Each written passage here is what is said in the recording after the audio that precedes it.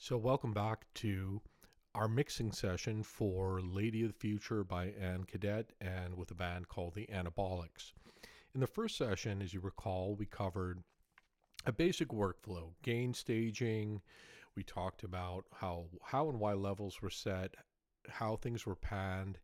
We talked about top-down mixing a little bit, but we only did half the equation because we talked about tonal balance in the context of a mix where nothing has really been processed, but we didn't really get to the main parts of the song being piano and the accent guitars and vocals and how this all works in the context of this top-down mix. So our starting point for this is let's listen to it as it is, as we left it off in the last session.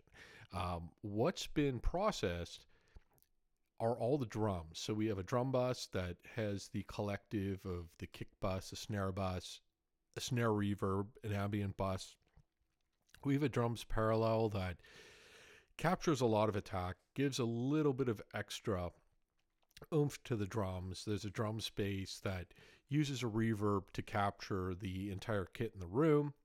And I've EQ'd this specifically around, getting the maximum, making a big room out of a small room, giving that illusion. Talked about how we process the bass bus. So the bass bus and the kick bus are both tight together in terms of sound and in terms of tone. And we talked about tonal balance, but we only did that in terms of the way the mix sounded without any kind of processing. So let's take a look at this as our starting point. I'm not entirely sure the tonal balance is there, but it will be there. So let's see what we're starting with. And some of the decisions I made when I mixed this were around keeping this tonal balance on point. So let's get into it. I've been giving back time, been giving back all I lost and all I've been searching for. One more ride, I'm back on my knees, but I still believe it's all I've been searching for. All right, so that isn't really bad. I think that's actually, when you have a mix as you work through it where tonal balance stays on point, that's really where you want to be. Now, you see these meters have dropped off now because there's no signal coming through tonal balance control, and it's not really tonally balancing my voice, which makes sense because I'm not doing anything through a channel here. So this is looking pretty good, but I wanted to share one thing about this tonal balance control regarding how to solo these various bands and hear if things are off. So let me run through this the way things are and solo each band, and I'll call it out as I go. Here we go. We're going to start with low. So this is our low band. It's as you would expect. It's actually pretty nice, sitting pretty nicely. And you can hear like the low end of the piano. You can hear the low end of the bass. You kind of get a little bit of vocals for the lower registers of that. This goes, as you can tell from, it's unlisted, but I'm going to call it like 20 hertz, and it goes up to say 250. Now let's move into low mid.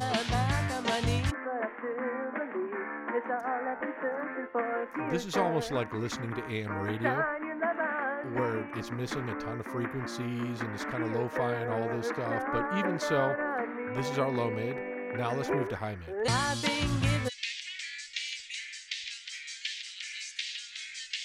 And you get a lot of snap from the snare drum. You get some of the guitars that are appearing and so on and so forth. Now let's move on to high. High is a challenge here. And I had to make some choices regarding drums, and I'll circle back to those before I talk about how I finalized the mix. But it's just a lot of sibilant stuff, and it adds something to the song, and that's why I kept it. But at the end of the day, it's just, to the naked ear, if someone played this for me, I'd be like, this is terrible. What are you playing for me here, right? So that is the high band. All right, so let's move on to next steps, and here we go. So I had talked a bit about the piano bus, and one of the things I am not completely convinced about, and pardon me, I had talked about having this MIDI track, if you want to call it that. Um, One of the things I had talked about was the original process signal, because this session was done so long ago. I don't recall what the tone sounded like. And that's kind of troubling because I've been pretty good about backing stuff up, but whatever. Uh, I wanted to get something piano wise that sounded as close to a piano as possible without being super cloying. So if you use some of the Logic Pro 10 piano plugins, I think ePiano is one of them, you can get some really cool tones. You can get some really cool sounds. But at the same time, there's this balance with this song because it wasn't an analog piano. It wasn't a baby grand. It wasn't some kind of stand-up or whatever. I'm not sure I made the right choice, but still what I did, I tried to make it fit the mix. So if we just solo the piano by itself, what is that? Anyway, if we just solo the piano, we'll just hear piano, and in this case, it's this track right here. I used this plugin from Waves called Grand Rhapsody, and it's a fat and punchy plugin that I dialed up slightly differently given how this sounded in the context of the mix. So let's just listen to this, and I'll talk to you about how I decided to process it.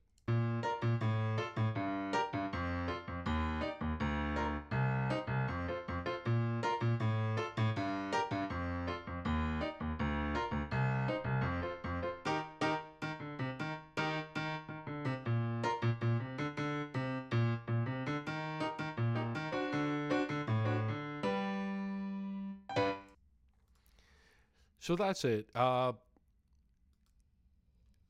So I've frozen this track to free up CPU. But one thing I wanted to point out is that with a lot of these piano plugins, if not all of them, I believe Anne on her Korg that she'd been using in 2005, it had a pedal pedals where you could simulate a piano pedal. Some of these plugins, because there's some MIDI information here, because this is all this drawing on this MIDI grid, if you will, or drawing on this grid to produce notes via MIDI.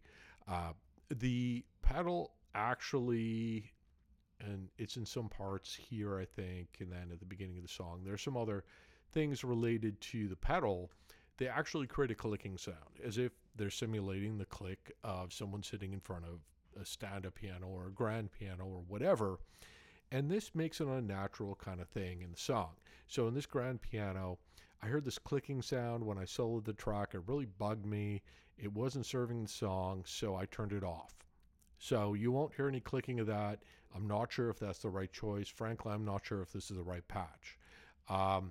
There are better piano synths out there, but at the end of the day, I used what I had. And I think it served the mix. So if we go to our piano bus generally, what I decided to do is if we look at drums, and they're going to peak somewhere negative 12-ish. That's where I like them to sit. If we listen to our vocals bus, everything is going to be, I think this is negative 12-ish, this is negative 12-ish, and the vocals go a little higher to like negative 9. Let's just listen to the three together. I've been giving back time, been giving back all I lost, and all I've been searching for one more. Actually, correction. Vocals have not been processed at this point, so they're a little quiet. They're still there. Anne's voice, because the tonality of her voice really mixes well with this instrumentation. It puts us in a position where it cuts through naturally, which is awesome. But still, there's a lot of fluctuation. So let's listen to these three together, and this is how I started working vocals into the mix. In fact, let's put the bass back in there as well. I've been giving back time, been giving back all I lost, and all I've been searching for. One more ride, I'm back on my knees, but I still believe. Okay, so I knew we were on the right track here when things still sounded natural, even though I hadn't processed everything yet. So we have a piano bus here. Um, I made the following chain. I used a lead electric guitar patch inside of this Kramer tape from Waves. They didn't have a piano patch. This sounded good as I worked through various patches. I didn't want anything really over processing this piano signal except for something that just made it sound right to me. I wanted a little bit of warmth, maybe a little bit of tape noise, just to bring up something. Everyone uses the term vibe, but I wanted something that worked to serve the song. Secondarily, I used it actually an acoustic guitar patch that I left alone. I played with it a bit. I was like, no, let's leave it the way it is. We're getting something like 5-ish dB of gain reduction and, you know, whatever. 5-ish dB of gain reduction, and it does what we want it to. It works generally because it's simply add some EQ. I didn't add a channel strip into this or a console emulator into this. I just said fine. FGN, it's a little rough and tumble. That's fine.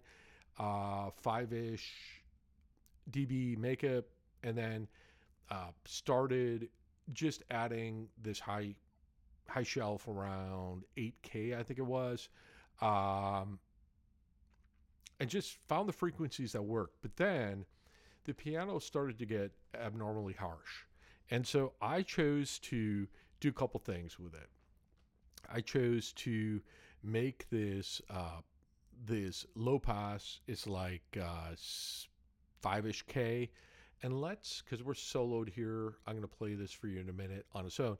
There's just harsh frequencies that don't make sense. There's some overlap here that I don't recall why I made. And there were some frequencies in the middle that just didn't do anything for the piano. We're going to go through these one by one because, piano and vocal is really the focal point of this. I use this Ozone Imager too. Another one comes with the subscription I have through Izotope, but I just set the width to maximum. Some would say don't do it. I don't know. It's still going to be this song is easily able to be mastered. And then further, I made a piano width, which is over here on the piano wide bus with this repeater. I'll explain it as we go, and a piano deep. And I wanted some room sound to it because when you are plugged in to my card at the time, I was using an Echo Layla 24, if memory serves. And so it was MIDI in, MIDI out. There was no room. There were no mics. It was simply the tracks we captured at the time and this staff or this grid that's been written into this MIDI track where it has notes and it has some other accents and things that are captured. So I needed to add some room to it, some width to it to make it do something. So let's just solo this piano. And again, mix in context. This is just so you can hear it. I'm going to go through each of what I added first, and then I'll explain in particular in terms of Infinity EQ what isn't there. And then I put the imager last in chain because I'd already processed it the way I wanted to. I just wanted it to be wider. So let's start playing this by itself. Now let's add the tape.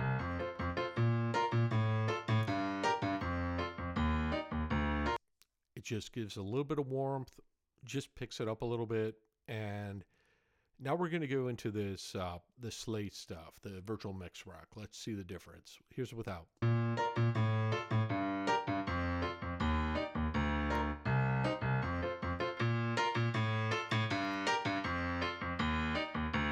Here's with.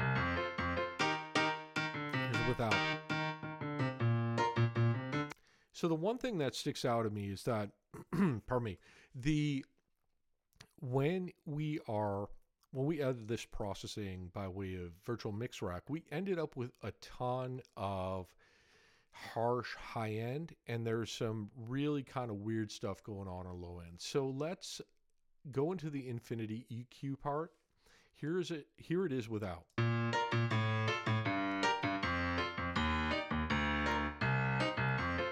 Here it is with.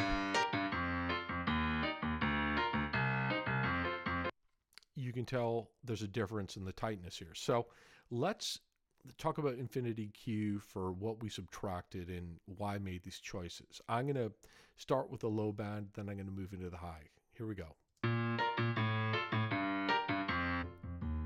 So this is the low band, right? This is very, very, very low.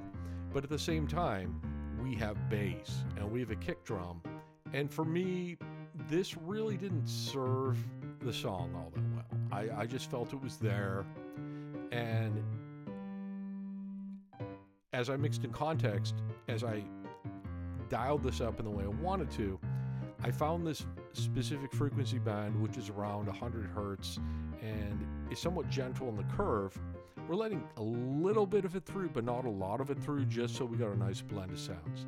Okay, now let's move on to this low pass filter, because there's a lot of lowness here. Or, pardon me, there's a lot of higher frequencies that I found were harsh that I wanted to deal with. Here we go.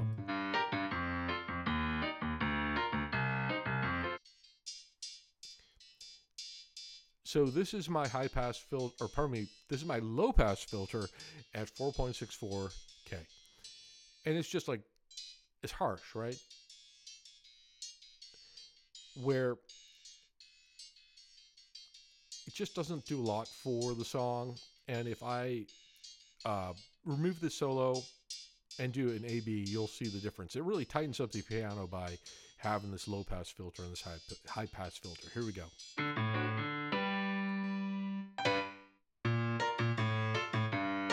Here's it without.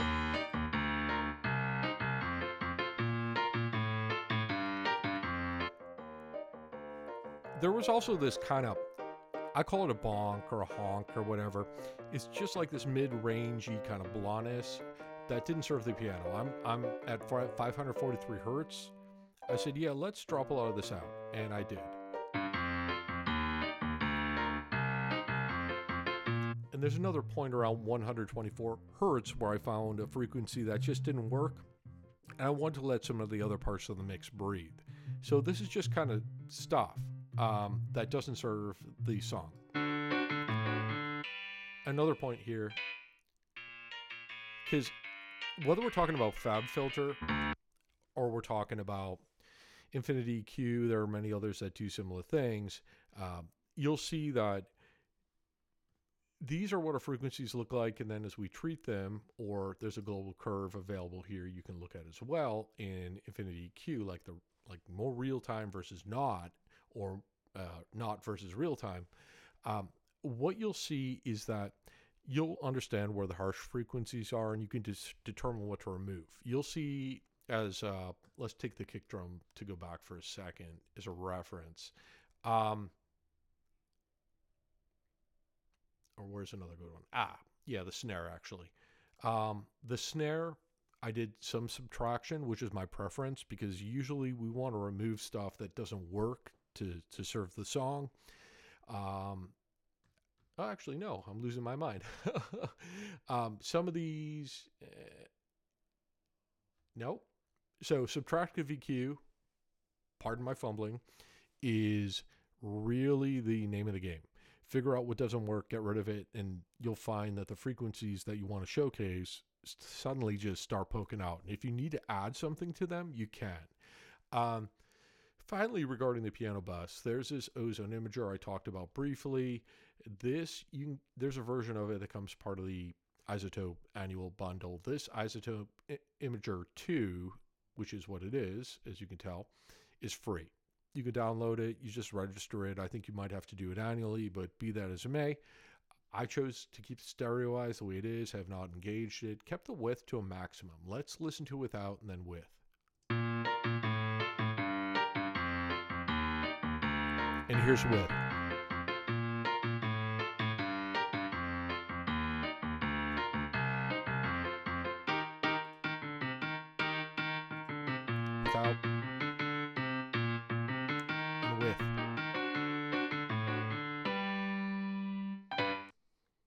Great. So all we wanted to do with the main piano was make it a little bit wider. Some would say, wait for mastering. I say, yeah, let's try to maximize what we can do in the mix. And if we needed to, we could have gone back to the ozone imager and simply said, yeah, let's, decrease the width a little bit. That's fine. But to my ears, it sounded like what we wanted. Now, I still felt the piano was missing something. And so I made two buses. One is a piano wide and the other is a piano deep.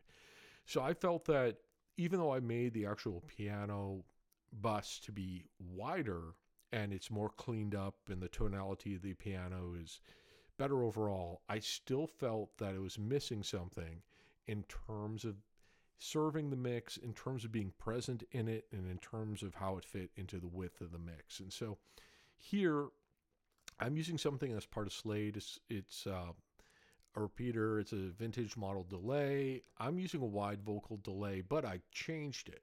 The wide vocal delay has much longer times, and I felt that the times themselves were far too long, and it was causing this echoiness. And I didn't really want an echo.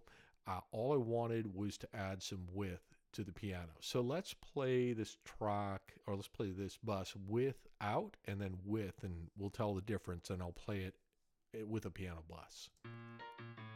So here it is without. Here it is with.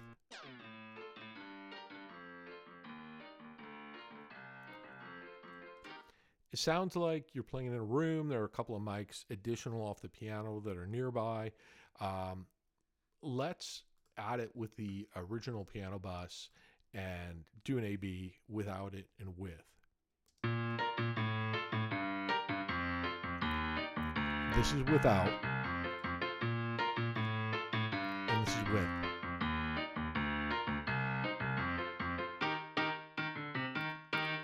And without, and with.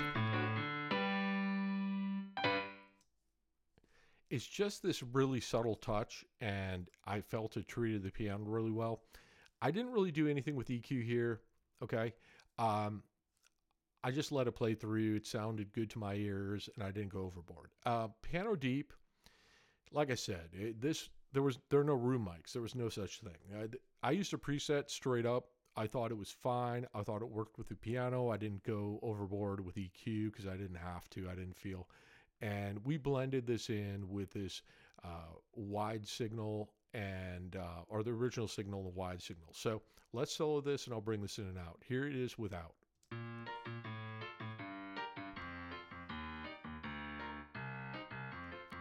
Now here it is with.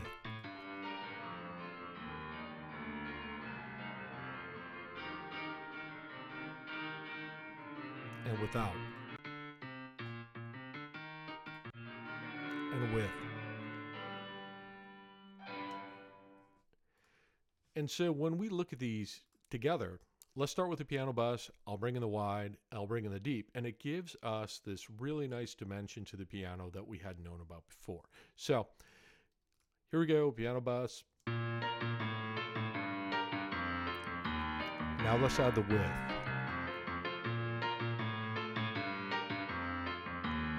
Let's add the depth. Without depth.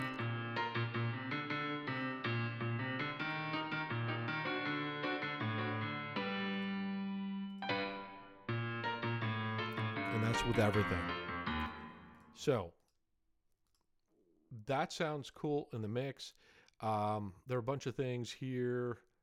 Guitar bus, guitar wide. There we go. Mute those. Actually, we'll leave them as is because they don't have anything engaged. Now let's listen to this back with the changes to the piano. So do this. All right. Get rid of these, play it, and then without. So this is without for piano. One more ride, I'm back on my knees, but I still believe it's all I've been searching for a future. That's with. And that's without. Future. shine down on me. I've been given back time, been given back all I lost, and all I've been searching for. One more ride back on my knees, but I still believe it's all I've been searching for. Future. So the piano suddenly has taken on some really nice life in the mix. You have the nice tape sound that gives that analog vibe to it, analog flair. And then, everything else, like the mix is still on point. So if we go into tonal balance, listen again, let's see where we are. I've been given back time, been given back all I lost, and all I've... So that, that could be a little bit better, but it's still within the realm of things that make sense for the mix. But now let's go into vocals. Now I'm going to defer guitars because guitars in the song are pretty much for accent anyway. That's kind of where I've come around to this. What I wanted to do with the vocals was something similar to what I did with the piano. I wanted to add some tape. In this case, I'm using the Slate virtual tape machine. This is normal bias, 2-inch, 16-track, FG456 and 30 IPS, and I kind of just calibrated the input and output so this wasn't too hot. The Slate tape is fine. It's different than the Kramer tape or the, I think it's J26 tape from Waves, because it doesn't really give all these extra artifacts in terms of noise or whatever out of the box. I think you can do it. I've never really tried it. I use them based on what my ears say about a mix. Like I said, I don't have a horse in these races. I just try to do what works to suit the song. Here we have something interesting. I started with a preset here.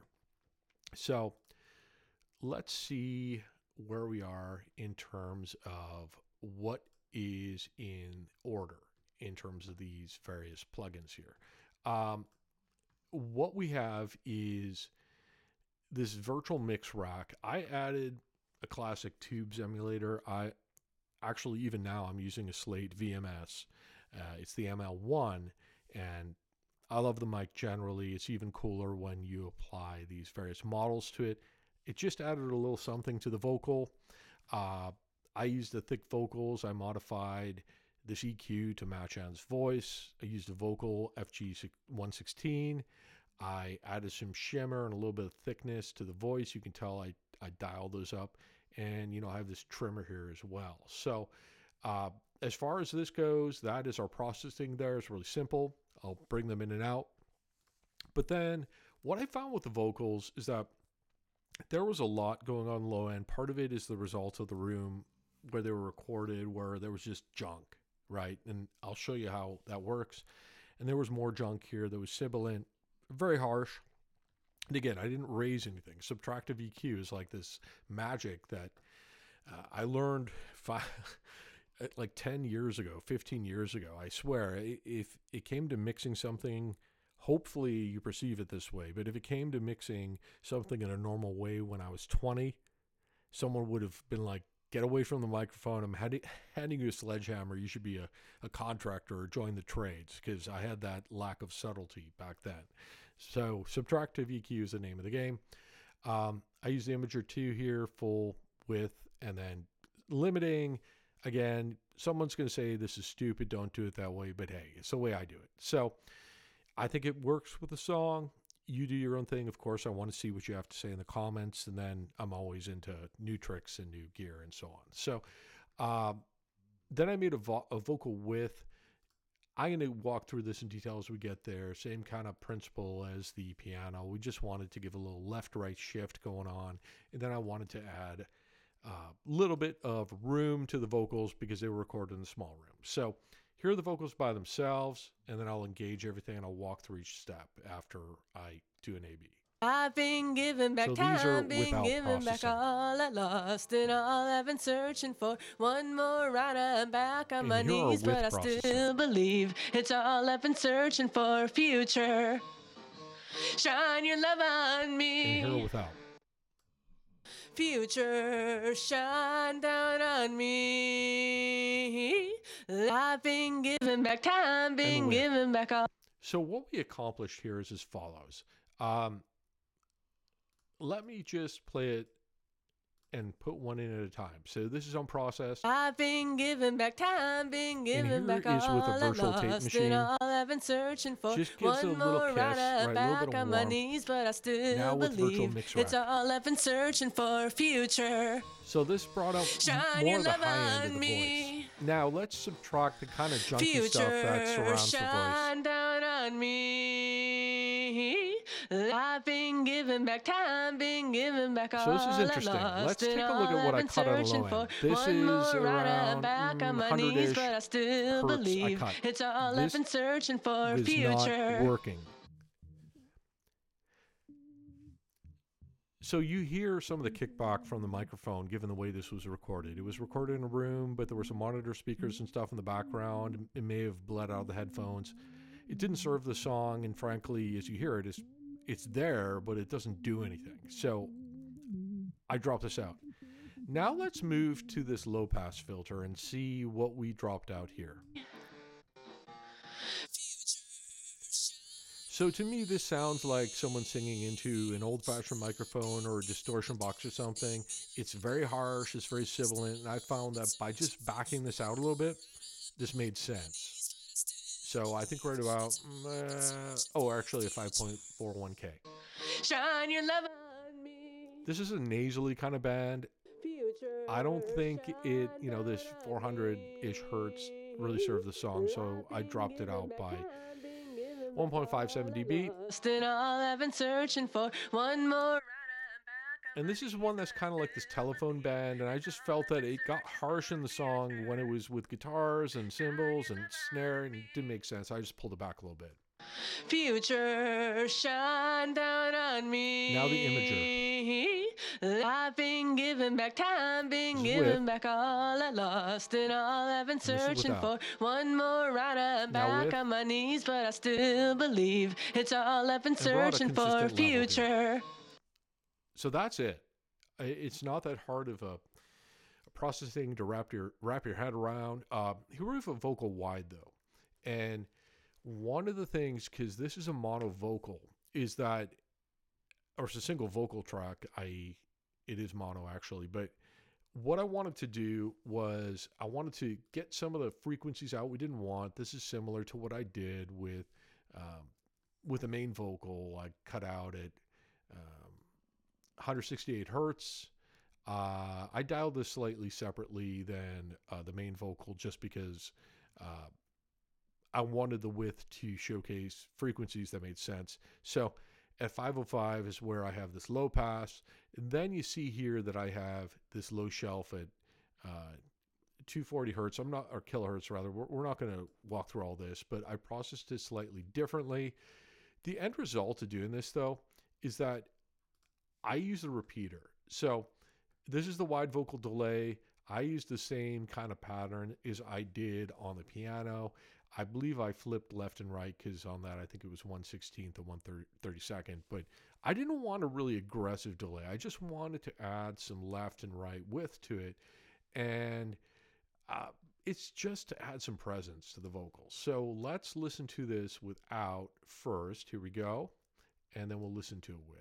I've been giving back time. So here's without. Giving back all I lost, and all I've been searching for. One more back on my knees, but I still. And you hear that? The difference is tangible, but on its own, it seems like it's too much. But when we compare it to the original vocal and the way it sits in the mix, it sits nicely. So let's do that. Here is our Vox bus itself. Then I'm going to bring the width in and out. I've been giving back time, been giving back all I lost, and all I've been searching for. One more ride back on my knees, but I still believe it's all I've been searching for. Future, shine your love on me. Future. Great. I mean, it adds so much in context to the song that you heard in the very beginning and that we'll play before we finish, that it's perfect in a way, and it suits the song. And then finally, I wanted more room in this because it was a small room. And notice that the band is even smaller here. So I did this because I just wanted to, as I said before, in some of the drum tracks and so on, I just wanted this very narrow band where I added some reverb. So here it is without any processing.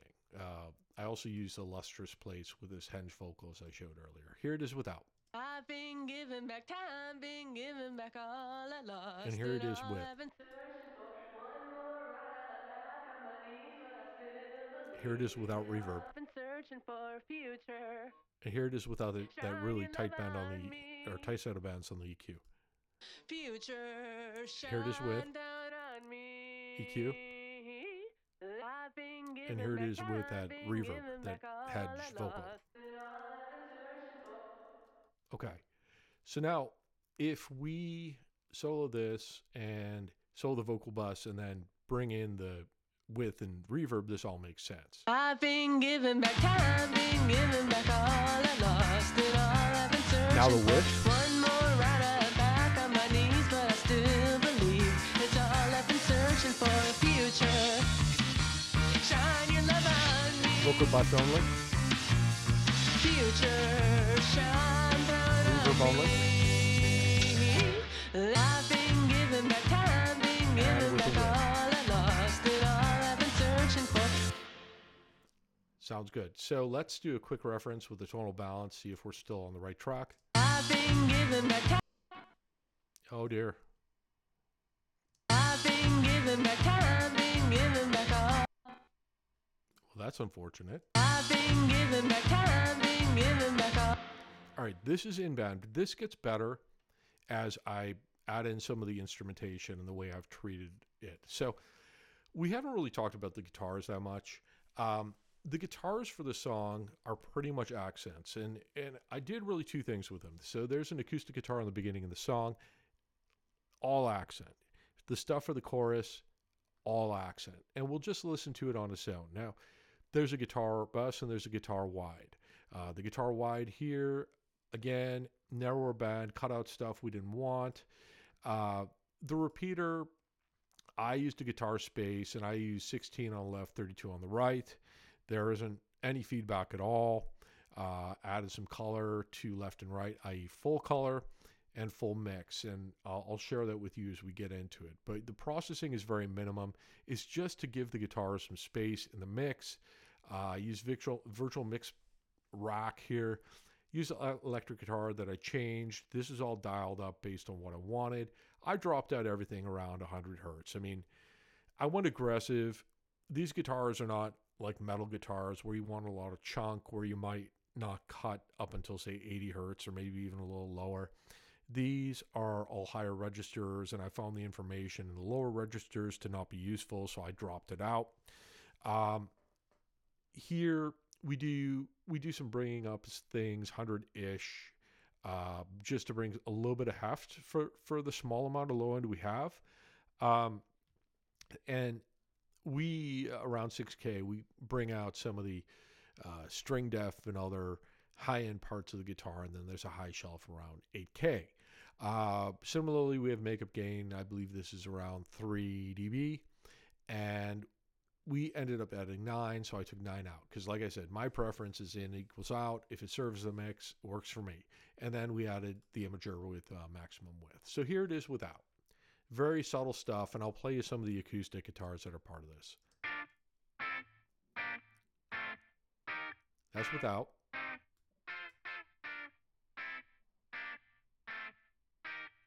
And that's with. And that's without. And that's with.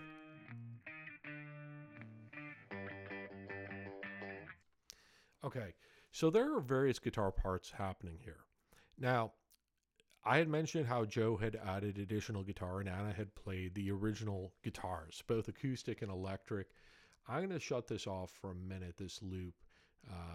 Let me see here.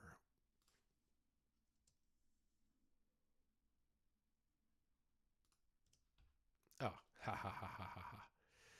All right. No worries with this. So what this is I have to find where there's actually guitar playing. That's fine. Acoustic folder and this. All right, here we go. I'm going to play this on its own. There's some of this. actually here.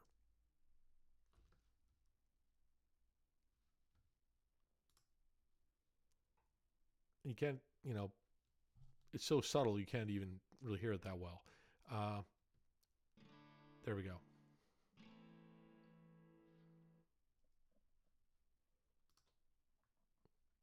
And we just want it to kind of be present in the song. Whereas if we go into the chorus, that's where there's a lot of stuff going on. So we have Anna's part here, and we have Joe's part here. I'll just solo the guitar bus again. This is Joe's part right here. This has a little bit of SSL channel from waves and just cutting out freaks we don't want. And this is Joe playing this part for the chorus. Just clean it up a bit is what we did in the guitar bus. Then we have Anna's part come in at the tail of it. So that's, from my standpoint, that's what we want the guitars to do. Now let's listen to the guitar wide, and similar thing, frequencies we don't want. And I just did a cleanup, and then I added the repeater per what I mentioned. So let's just solo that. This is without.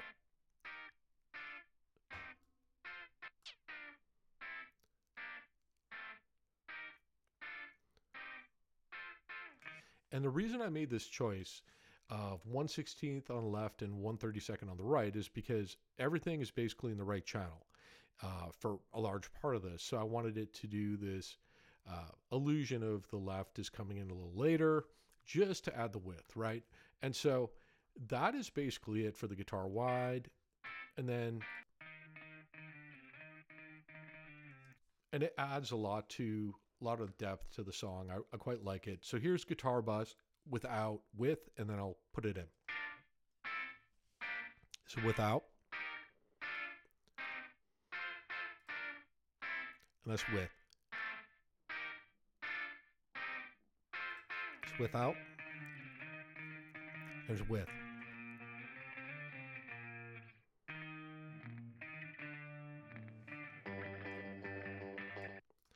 So that's great. Let's go back to our friend tonal balance control and see where this lands. And let's go back to our friend system overload and show how the system overloads. I've been given back time, been given back all I lost it all. I've been given back. Anyway, so you can tell this is still in path to where we want to go. So I want to move on to another part of the song. I want to go into verse 3 actually, and just do it through the break and see where we are with things, because some guitars start coming in at different parts of the song, and I needed, as you can tell here, for certain parts, like this acoustic guitar, I'd drawn in automation, and that's part of my workflow. Once I get the levels set, pardon me, once I've started doing processing, I want to be able to draw in automation, and a lot of it's volume. Some say use gain instead. I mean, use gain. Do what works for you. This is what worked for me in the song, and that's why I went this route. So let's take a look at verse 3 and see what's doing. Tells me that I'm off. Tells me what's my trouble.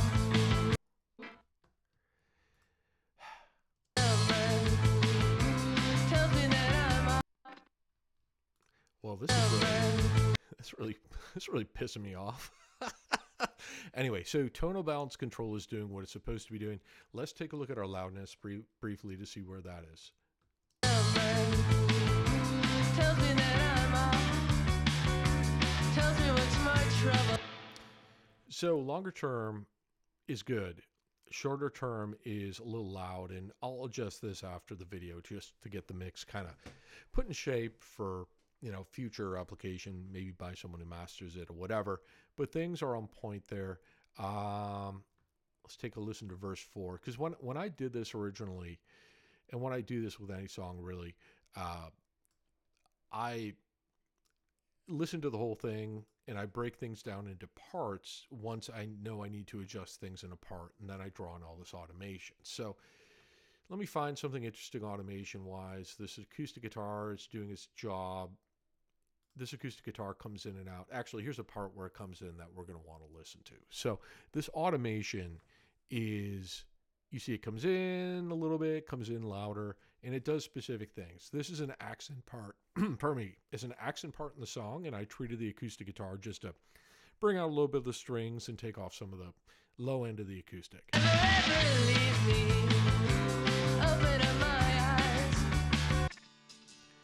And this is it by itself. But if we solo this,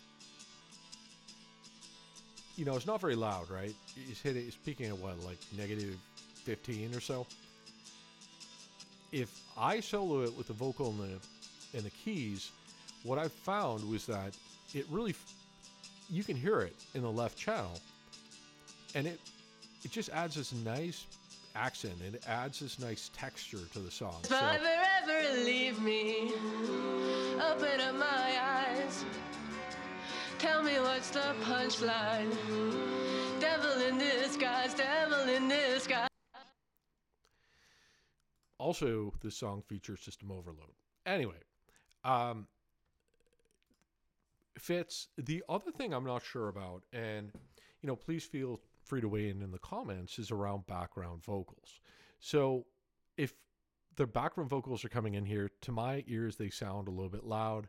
Regardless, they're going through the same vocals bus and the same vocals wide. I didn't make a separate bus for background vocals. They're only there for a little bit. They sounded okay to me, and that. So let's go back to this mix bus, because we've been talking about top down, and let's talk about what it does. Let's start without it, actually. So we're going to be in verse 4, and that's all right.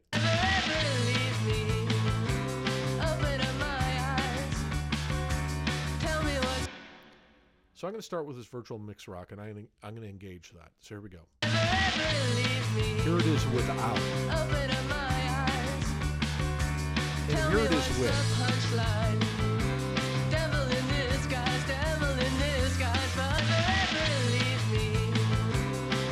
That's without. There it is with. So just added a little thickness to the low end, and that's fine. Now, let's look at what's going on with this VBC FG red. What should be happening is we're peaking at 3 and we're averaging out 2, and that's why we did the 2 dB of makeup gain. Here we go. And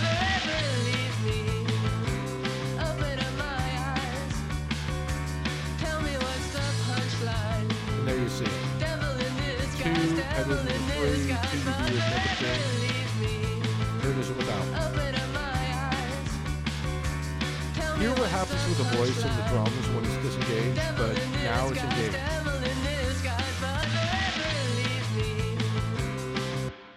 Perfect. And then here, Kramer tape just added a little width to it, and there's the gate. So as we listen to the song, and I talk about automation specifically, there's a drum bus here, there's a bridge. So let's go to that and have me explain what I did here.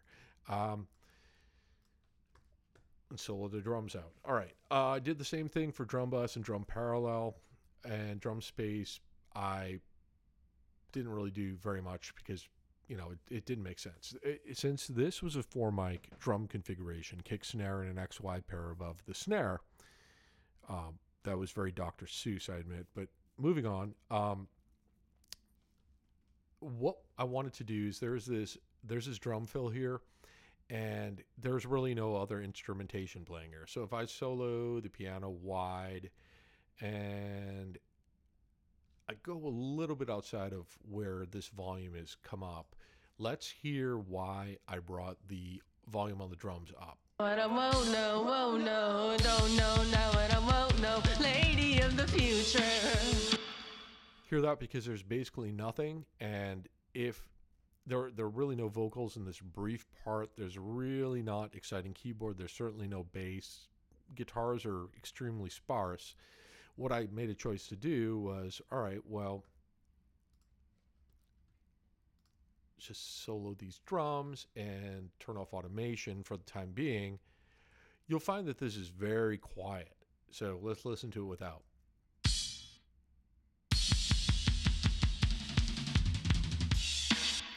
right? That's with or without. Now here it is with.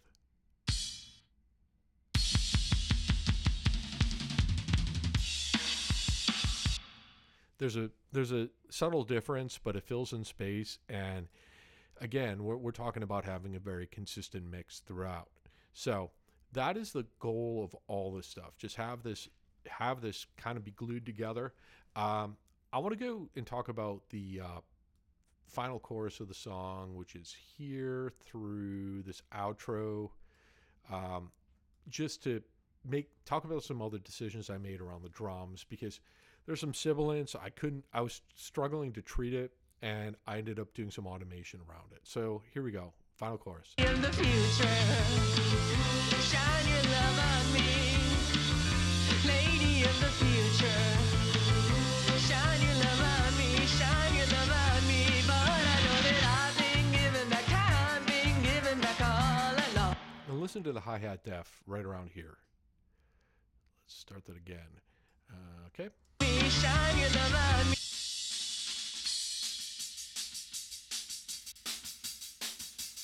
This is what I was talking about before.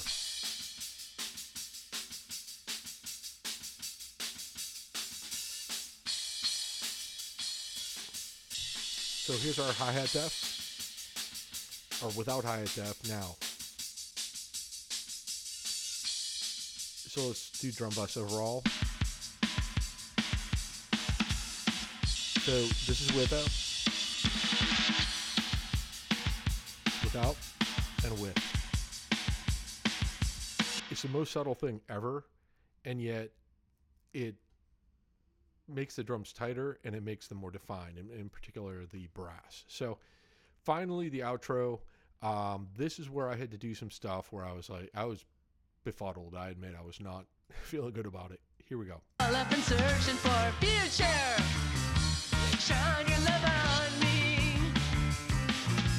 Future, shine down on me. On me, shine your love on me.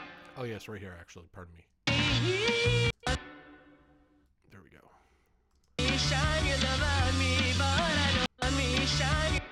So there's a lot of writing going on of this crash cymbal, and it's actually right here. And what I found was that for whatever reason, no matter how much I tried to tame the sibilance, it was out of control. So what I chose to do is turn the level down. I mean, I could turn gauge down, I could have turned the level down, but I had to automate in a volume change, and it did a ton for the song, because otherwise things were getting out of hand. Not only was tonal balance completely thrown off, where what we were seeing was this high was just right. It was all, when you soloed it sounded like trash, where then it kind of whipped us into shape by bringing this volume down, because suddenly, the high mid kind of fell back into compliance. So let's look at that quickly. Or let's not. Yeah, we're going to give that up, but just take my word for it. These all balanced out as it played through, and I'm confident that the way the song turned out is the way we wanted it to turn out. If I was to change, one thing, just in minor revisions at this point, because the mix is pretty far along, I would aim for a different short-term LUFS. I'd probably go -17, -18, and what I would do is, in my mix bus here, we have this trimmer, just do one of these, essentially. Bring it down 3 dB. And you can tell before I was hitting like -4.6 or something like this. That's fine. Here, something like that. And if we were to go over to WLM again,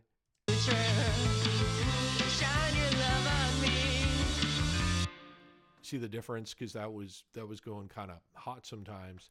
And maybe automate this trimmer if you can. Actually, I'm pretty sure you can. And just shine